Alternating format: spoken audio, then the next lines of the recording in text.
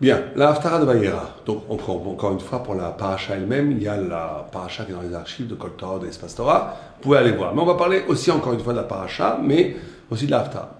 Donc, dans la paracha, l'annonce d'Israël. Et c'est assez extraordinaire quand les anges viennent annoncer à Yitzhak, tout tourne autour du rire dans cette paracha. On rit quand Sarah rit, elle rit presque d'incrédulité. Après, elle dit non, j'ai pas du tout ri. Abraham rit. Yitzhak s'appelle Yitzhak, celui qui rira, et Ishmaël Messachek. Ishmaël lui-même il rit, parce qu'il rit, il va être repoussé de la famille. Donc tout tourne autour du rire. On est ici dans le secret du rire. Qu'est-ce que c'est le rire? Bon, on va essayer de comprendre ça. Donc avant tout, Yitzhak, c'est tout à fait extraordinaire qu'il porte le nom de Il rira, puisque Yitzhak, vous savez qu'Abraham, dans la Torah, c'est le chesed, c'est le début, donc c'est toujours le chesed, le début, c'est celui qui a découvert Dieu, c'est celui qui donne, c'est celui qui apporte la lumière, donc c'est le chesed. En face du chesed, c'est Gvura, c'est Avoda, c'est le travail divin, c'est la rigueur, c'est la seule façon pour Yitzhak de s'en sortir face à un père totalisant l'absolu de l'amour, c'est de trouver l'ombre, ou plutôt le keneged, ce qui est en face de l'amour, c'est-à-dire la notion de rigueur dans la vie qui est essentielle autant que l'amour. Et Yaakov prendra des deux et fera Rachamim, le matriciel, fera la Torah, la vérité, l'équilibre entre ces deux forces. C'est des thématiques tout à fait connues. Or, Yitzhak, comme on vient de le dire, c'est Gvura.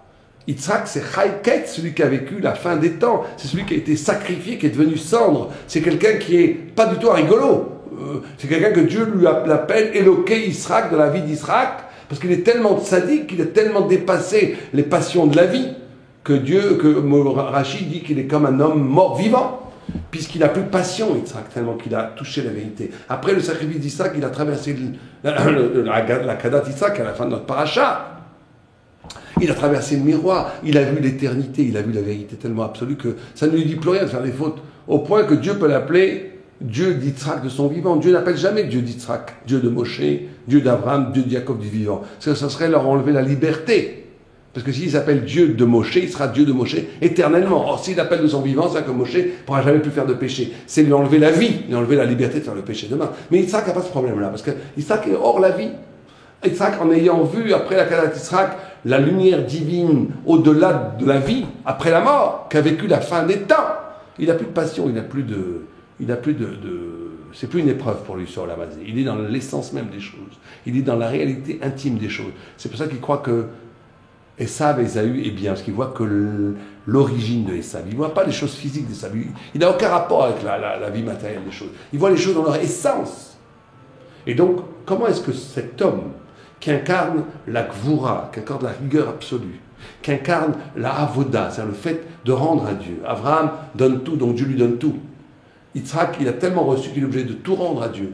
C'est Mincha, la tfila du matin, c'est Abraham, la tfila de l'après-midi, quand le soleil va se coucher, donc quand il va falloir tout rendre compte de toute sa vie, c'est Yitzhak. Comment cette notion qui est dure, qui est la notion de Gvura dans la Kabbalah, la Gvura c'est le côté gauche, c'est le côté dur. Comment ce côté dur, ce côté de la loi absolue, de la rigueur radicale, est porté par un mot Yitzhak, qui veut dire le rire. Il rira, la joie absolue. Comment ces deux choses vont en même temps? Ça paraît absolument extraordinaire. Parce que d'abord, c'est le premier secret de la paracha. C'est qu'on ne peut arriver à une vraie joie, on ne peut arriver à un vrai contentement, à une vraie simcha, à un vrai rire, que quand on est capable de suspension, quand on est capable de retenue, quand on est capable de ne pas être. On ne peut être que quand on est capable de ne pas être. Ça, c'est un grand principe spirituel d'élégance. C'est qu'un sage, un ben Torah, quelqu'un qui étudie la Torah, ne va pouvoir goûter à des choses nouvelles, ne va pouvoir goûter à la profondeur de la vie, à la jouissance même de la vie et à la joie de la vie, que s'il est capable à un moment donné de s'arrêter de vivre. Celui qui n'est que dans l'appétit, celui qui n'est que dans la consommation immédiate, que celui qui est tout le temps dans l'empressement d'être, d'exister, d'apparaître, de s'affirmer, celui qui ne sait pas s'arrêter, celui qui n'a pas l'élégance de l'arrêt, de l'annulation de l'être, celui qui ne sait pas écouter, celui qui ne sait pas s'effacer face à la beauté du monde, à la beauté de l'autre, à la vérité de l'autre, cet homme-là ne goûtera jamais véritablement à la joie. Il sera toujours dans le comblement de l'appétit qui n'est jamais satisfait, il sera toujours dans la frustration, il ne sera jamais dans le Yitzhak, il ne sera jamais dans le rire véritable. Le premier grand secret d'Yitzhak, c'est que ce n'est que celui qui est capable de s'effacer qui un jour apparaît. Que ce n'est que celui qui est capable de renoncer qui un jour possédé. Ce n'est que celui qui est capable de peser toute la profondeur de l'être, tout le sérieux de la vie, qui un jour sera capable de légèreté et de joie aérienne. Ce n'est que celui qui prend au sérieux la profondeur de la vie qui pourra en goûter l'effervescence, la jouvence, le bain de jouvence qu'il y a dans chaque chose. Vous comprenez? Ça, c'est une notion fondamentale. Celui qui est tout le temps réactif, celui qui est tout le temps dans le désir, celui qui est tout le temps dans le tout de suite et maintenant, celui qui est tout le temps incapable d'écouter les autres, qui vit tellement encerclé par sa nature, ben cet homme-là est un homme mort en vérité. C'est un homme qui est un homme objet, qui vit entraîné par les chevaux de sa nature elle-même. Il n'a pas de distance, il n'a pas de retenue, il ne peut pas véritablement goûter à la vie. Et Yitzhak, c'est l'essentiel pour y goûter à la vie. Yitzhak, il a vécu la fin des temps, il a vécu le néant, il a vécu l'au-delà, il a goûté au vide. Et c'est parce qu'il a goûté au vide qu'il peut toucher au plein. C'est très important pour nous tous comme enseignement moussaïque. Plus profondément, c'est aussi parce que la structure même de la vie, tout ce qui est grand est à venir. Yitzhak, c'est il rira, c'est pas il rit. Ishmaël, c'est Messachek, il rit maintenant, il consomme maintenant, on verra. Mais Yitzhak, lui, c'est celui qui est dans l'espoir, dans la tikva, dans l'espoir d'un futur. Et c'est pas simplement je rirai demain et je peux pas rire aujourd'hui. C'est que la joie elle-même, c'est toujours la promesse de quelque chose de plus grand que la vie.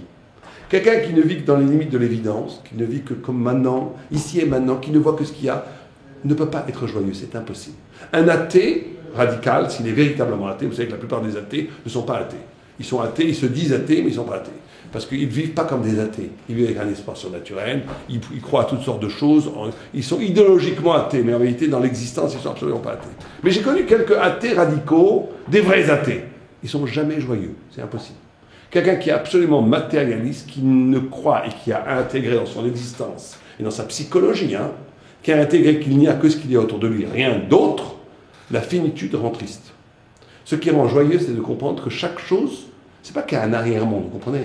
Ça aussi, c'est bidon de croire qu'il y a des arrière-mondes. Bien sûr qu'il y a des arrière-mondes. Il y a quelqu'un qui voit le monde comme il est, comme un athée, mais qui se dit, parce qu'il a une foi qui est une foi juive, non juive, une foi goy en réalité. Il y a des arrière-mondes derrière les nuages qu'on ne connaît pas, ça n'a aucun intérêt, c'est idolâtre. Nous, ce qu'on dit, c'est que la limite elle-même porte dans sa limite elle-même le signe de l'illimité. C'est-à-dire que chaque chose qui me paraît ici définie n'est jamais définie, il est toujours plus grand que ce qu'il est. Il y a dans la réalité, dans le rapport aux choses, une présence qui paraît limitée, une évidence, un phénomène, une façon d'apparaître, un apparaître dans le monde qui parce qu'il apparaît, obéit à des critères de limite, parce qu'il ne pourrait pas apparaître s'il n'était pas limité, puisqu'on a une perception que des choses limitées. On ne peut contenir, comprendre, percevoir que des choses qui sont dans la limite, puisque nos instruments de perception sont des perceptions de choses qui sont limitées. Mais la grande erreur, c'est de croire que ces perceptions qui nous permettent de percevoir les choses sont le reflet de l'essence de la chose. Chaque chose est portée par une lettre de Dieu qui la rend infinie. La trace de l'infini dans le rapport aux choses. La trace du delà des limites, de l'illimité dans le rapport à l'autre, au moment, à l'instant, à l'espace, à la beauté du monde. Il y a dans les choses, au-delà de leur apparaître, au-delà de leur phénoménologie, au-delà de leur structure qui leur permet d'être un mystère qui les rend infiniment plus grands que ce qu'ils ne paraissent. Et le chacham, le sage, est celui qui est capable d'être sensible à cette beauté-là. C'est ça la beauté poétique du monde. C'est être capable de comprendre qu'un vase, même des non-juifs, le Cézanne, quand il peint le pot de fleurs, qu'est-ce que c'est un pot de fleurs? Un pot de fleurs, c'est un pot de glaise avec 3 tulipes. Qu'est-ce que c'est? C'est rien. Si on le voit comme un athée, c'est rien. Mais lui, il voit que derrière ça, il y a une palpitation infinie. Il y a quelque chose d'extraordinaire dans la présence, qui renvoie à une autre présence, mais qui est là. Et que cette présence qui est là renvoie à quelque chose d'infini. L'effroi divin, la lettre sublime, la lettre divine, la lumière flamboyante du présent. Vous comprenez? Ça, c'est très important. C'est-à-dire que moi je dis toujours, il y a des gens qui sont religieux dans l'idéologie, mais qui sont complètement athées dans l'existence. Mais il y a aussi le contraire. Il y a des poètes, il y a des artistes qui sont complètement spirituels dans l'existence, et dans la tête, ils ont une idée de débile qui croient que Dieu n'existe pas. Mais c'est complètement débile, c'est dans la tête. Mais dans leur existence, en réalité, ils sont complètement spirituels. Et malheureusement, il y a le contraire. On peut être dans sa tête très religieux, mais en réalité, vivre comme un athée total. On ne fait confiance qu'à l'argent, qu'au pouvoir. On ne croit qu'à ce qu'on voit. Ah oui, Dieu, c'est vrai qu'il existe. La Torah, c'est vrai, mais bon, moi, pour le moment, je n'ai pas ce problème-là. J'ai le problème comment je vais acheter mon pain. Vous comprenez? C'est on coupe complètement l'existence de l'idéologie. Et ça existe aussi bien chez les religieux que chez les non-religieux. C'est le pire des malheurs. La vie, le bonheur, c'est de vivre ce qu'on pense et de penser ce qu'on vit. Les deux, en même temps, ont une intensité profonde. Et donc, on nous dit que la structure même de Yitzhak, celui qui rira, c'est de comprendre que le monde, dans sa structure, est futur. Il n'est pas que ce qu'il est, il va vers quelque chose. Il va vers un sens, il va vers sa lumière. Et de se connecter à ce mouvement vers le futur, vers l'essence des choses, c'est ça la joie. C'est ça rire. C'est ça celui qui rira. Parce que la vraie joie, elle est toujours donnée. Elle est toujours donnée. Donc ça, c'est le début de la paracha. La paracha continue avec l'histoire d'Ishmaël. On a Yitzhak, l'annonce de la merveille d'Isaac, et Ishmaël, qui est un échec terrible pour Abraham Avinu, puisqu'il est obligé de chasser son fils. L'homme qui est tout amour va chasser son fils. C'est incompréhensible. L'homme qui est tout amour va dire à son fils, va-t'en, tu n'as rien à faire chez moi. Et là, on rentre dans une des choses les plus extraordinaires. C'est qu'Abraham, on a dit, c'est le principe d'amour, du chesed. Or, Ishmaël a reçu ce chesed, mais il a falsifié ce chesed. On dit, il s'appelle Messachek. Messachek, c'est celui qui rit maintenant. C'est qu'il va prendre, Abraham annonce que tout vient de Dieu, que tout est don, que tout est beauté, que tout est donné, que tout est magnifiquement donné par Dieu. Et c'est l'immensité de l'amour qui est la première condition de l'être. L'être, le cosmos entier est le résultat d'un acte d'amour. Dieu n'a pas besoin de nous. Dieu n'a besoin de rien. Donc, il nous a créés rien que par pur amour. Il n'y a pas de raison, ce qu'on appelle le Keter, le Ratson. Avant même, le Keter, le Ratson est directement lié au Chesed. Il n'y a pas besoin, on n'a pas besoin de nous. Une fois que Dieu nous a créés, il a fait par Chesed, par amour, il crée un système où on a une influence sur les mondes supérieurs. Et donc, on a maintenant besoin de nous. Mais au début, à l'origine, on n'a pas besoin de nous du tout. Dieu n'a besoin de rien. Donc, c'est un pur Chesed. Le monde est un cosmos. Le cosmos, l'univers entier, est un pur acte d'amour. C'est un baiser d'amour, le monde. Et ça, Abraham le comprend, il l'annonce au monde. Ishmaël, il prend ça, mais comment il le prend? Il dit, le monde donc est gratuit. Donc il n'y a plus de valeur. Il faut bien comprendre que l'idéologie de Ishmaël, c'est qu'il n'y a pas de vraie valeur. Tout est chesed. C'est une perversion du chesed. Il n'y a pas de valeur. Je dis ça aujourd'hui, demain je dis autre chose, après peut-être bien que... Rien n'est solide. La seule chose qui m'intéresse, c'est le présent. C'est rire maintenant. La seule chose qui m'intéresse, c'est mon émotion d'existentiel. Maintenant, ce que j'ai dit hier, ça n'a aucune importance. Je me suis engagé à ça, demain, ce sera autre chose. Tout peut changer à chaque instant. Pourquoi? Parce qu'il n'y a pas de valeur. Tout est amour, tout est chesed, tout est grand. Donc, et c'est pour ça que, bon, je ne vais pas rentrer dans les détails, c'est pour ça que quand on lit certains textes écrits par Ishmaël, on change. Ishmaël, c'est plus Ishmaël, c'est Israël devient Ishmaël, Ishmaël devient Israël. Rien n'est sérieux. Rien n'est sérieux. Le paradis, c'est du plaisir physique. Rien n'est sérieux. Pourquoi? Parce qu'on est dans cette jouvence, dans cette jeunesse du chesed originel. Mais c'est une perversion. Et donc, Abraham, il dit, va-t'en, va-t'en. Et c'est le plus dur, ça. Parce que ça veut dire que, à un moment donné, on est confronté, quand un fils dégénère, c'est toujours à cause du père. Toujours. Donc, quand je dis à cause du père, c'est jamais à cause du père d'un point de vue de la culpabilité. Des fois, ça peut à cause de lui, mais pas du tout parce qu'il a fait une faute. C'est que le fils, qu'est-ce qu'il va faire avec le chesed d'Abraham? Ishmaël, qu'est-ce qu'il va faire avec ce chesed d'Abraham? Il faut donner à l'enfant la possibilité d'être à côté de soi. Et ça, c'est très dur. Quand on est grand, plus le fils est en danger. Plus le fils est en danger. Et donc, ça, c'est le constat d'Abraham. Ishmaël a dégénéré dans ma propre midat chesed, dit Abraham. J'ai apporté au monde l'annonce de l'amour, et cet amour a été la propre cause de la chute d'Ishmaël. Et ça, c'est terrible. Mais c'est comme ça pour chaque homme. C'est comme ça pour chaque père. Il faut faire très attention que notre plus grande qualité, notre plus grande dimension spirituelle ne soit pas en vérité. Et c'est toujours comme ça. C'est pas qu'elle ne soit pas, c'est comme ça. Elle est la première cause de chute des enfants. Ce qu'il faut, c'est toujours être capable de dire à l'enfant que notre génialité ne soit pas une embûche pour nos enfants, mais au contraire une rampe. Pour ça, il faut lui donner la possibilité de se définir par rapport à ça. De ne pas être juste une reproduction à ce qu'on lui donne, mais de se définir par rapport à ça. C'est ce qu'a fait Yitzhak. Et donc la paracha continue avec le sacrifice. À un moment donné, Yitzhak a par contre la réussite parfaite d'Abraham. Dieu lui dit, prends ton fils, va le sacrifier. Et là, le Zohar dit qu'au moment du sacrifice qui est interrompu par l'ange de Dieu, Dieu dit, arrête, toi, ne le tue pas. Mais qu'à ce moment-là, la Torah est née.